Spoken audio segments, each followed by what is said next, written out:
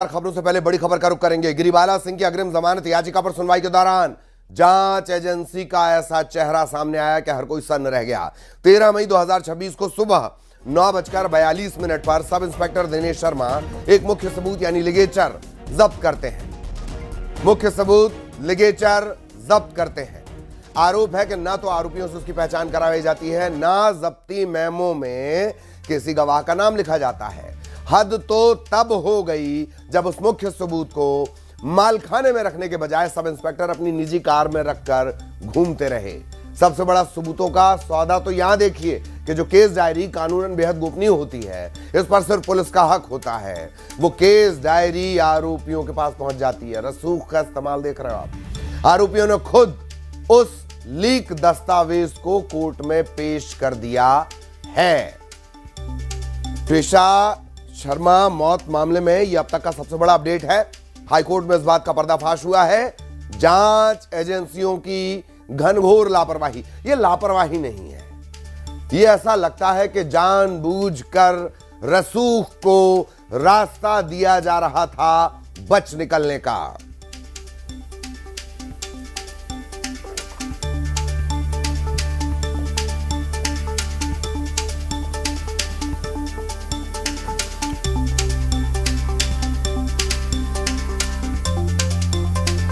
गिरिबाला सिंह जो ट्विशा की सास हैं, उनकी अग्रिम जमानत याचिका पर सुनवाई के दौरान ये सारी बातें निकलकर सामने आई हैं। गिरिबाला सिंह और उनके बेटे समर्थ यानी ट्विशा के पति और सास, उन पर शक की सुई है। 13 मई 2026 को सुबह 9:42 पर जो सब इंस्पेक्टर थे दिनेश शर्मा, जो इस मामले की पड़ताल कर रहे थे, उन्होंने मुख्य सबूत यानी लिगेचर जब्त किया। लेकिन सबूत की कोई शिनाख्ती नहीं करवाई जाती। कोई जब्ती मेमो में किसी गवाह का नाम लिखने का नियम होता है। इस सबूत को मालखाने में रखने के बजाय सब इंस्पेक्टर अपनी निजी कार में रखकर घूमते रहते हैं। और केस डायरी कानूनन बेहद गोपनीय होती है, इस पर सिर्फ पुलिस का हक होता है। वो केस डायरी आरोपियों के पास पहुंच जाती है और आरोपी खुद उस लीक दस्तावेज को कोर्ट में पेश करते हैं। बहुत बड़ा पेच होगा ये। जब इस मामले का फैसला आएगा, यकीन जानिए, आज, कल, परसों, हफ्ता, महीना, साल भर बाद, इस बात को बिल्कुल याद रख लीजिएगा कि ये जो एक लाइन है, आरोपी खुद पुलिस की जो केस डायरी है, लीक दस्तावेज, उसे अदालत में सबमिट कर रहे हैं। बहुत ध्यान रखिएगा, ये पूरे मामले को पलटने वाला पेच साबित होने वाला है।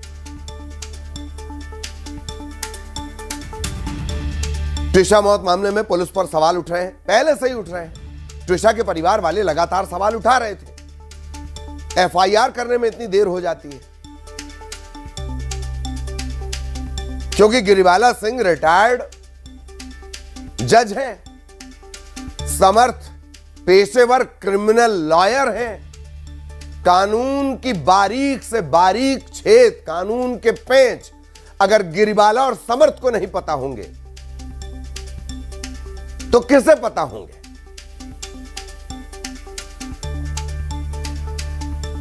सहयोगी वासु इस वक्त हमारे साथ जुड़े हुए हैं। वासु के पास आपको लिए चलेंगे। वासु, ये जो एक बड़ी बात निकलकर सामने आई है, सबूतों से जुड़ी हुई, लिगेचर से जुड़ी हुई और केस डायरी से जुड़ी हुई, ऐसा लगता है अदालत में पहुंचने से पहले केस पलट गया।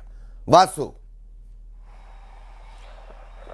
बिल्कुल, देखिए, ट्विशा शर्मा की रिलेटेड जिस तरीके से संदिग्ध परिस्थितियों में मौत हुई, उसके बाद कई तरीके के सवाल लगातार उठ रहे हैं और पुलिस की शुरुआती जांच को लेकर तो संदेह की स्थिति लगातार बनी ही हुई है। इसलिए चाहे फिर वो लिगेचर का मामला हो या अन्य डिजिटल साक्ष्यों की जब्ती की बात हो, ये भी जानकारी सामने आई थी कि लिगेचर तो ठीक है, उस जो लैपटॉप थे और जो मोबाइल फोन्स थे, उनको 12-13 दिन बाद पूरी घटना के जो है वो जब्त किया गया और जब तक जाँच SIT से और SIT से लेकर CBI तक पहुँच गई थी, पुलिस ने शुरुआत में लापरवाही बरती। ये ट्विशा का परिवार जो है वो लगातार आरोप लगाता रहा और उसके बाद फिर SIT को वो जांच सौंपी गई और SIT से वो जांच लेकर CBI को सौंपी गई। तो इसी से साफ तौर पर ये जाहिर होता है कि कितने पैमाने पर अलग अलग तरीके से एजेंसियों ने जो है इस पूरे मामले में जांच की है और शुरुआती जांच में जो छेड़छाड़ हुई है जो ट्विशा का परिवार लगातार ये आरोप लगाता रहा कि अब गिरिबाला और उसके रसूख के चलते जो है वो इस तरीके से पुलिस कार्रवाई कर रही सीबीआई है काम कर रही है और जो जरूरी साक्ष्य हो सकते थे उनको ही